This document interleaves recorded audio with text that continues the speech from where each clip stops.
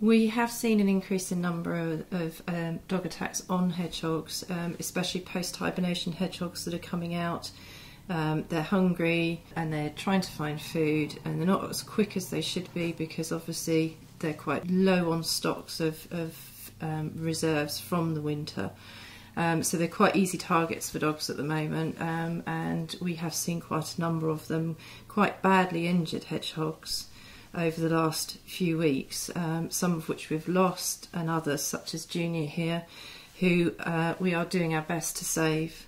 We received a phone call from our junior school, hence the reason for his name, saying that they had found a hedgehog on their playing fields that they didn't think was very well. Junior has been attacked by a dog. We're assuming it's a dog.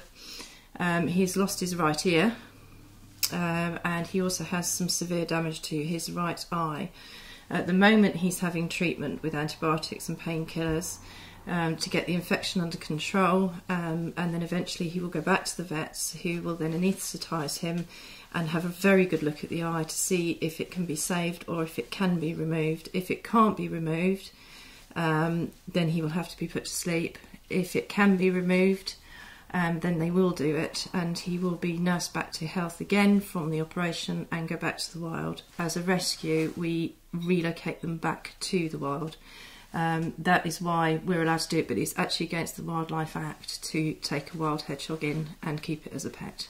If the site that they were found at is not suitable to re-release them to, we can relocate them to people's gardens, but we can't relocate them to gardens that are secure.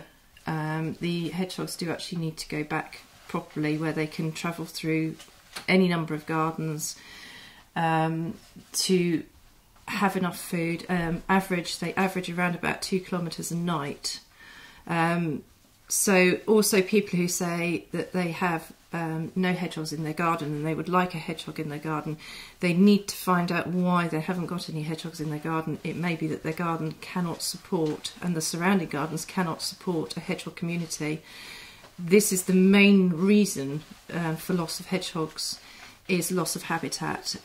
We have this huge desire for clinical gardens, landscaped, secure, gravel board fencing, walls, and all of these are barriers for hedgehogs. They cannot get through, so they become isolated in pockets and they get cut off, and gradually their food sources dry up, so they do actually perish. Leave a small area that becomes a little bit overgrown.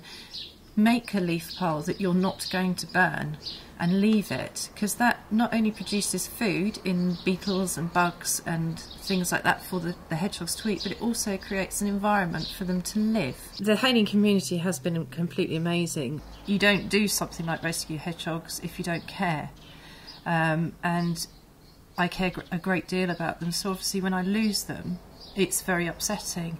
And the community just rally and pick me up and say, you know, you've done everything you can, and you know, when you're feeling really down, they pick you up and they laugh along with you when you put posts up about animals, the hedgehogs that have survived some critical days of illness, and they also support when it doesn't quite work.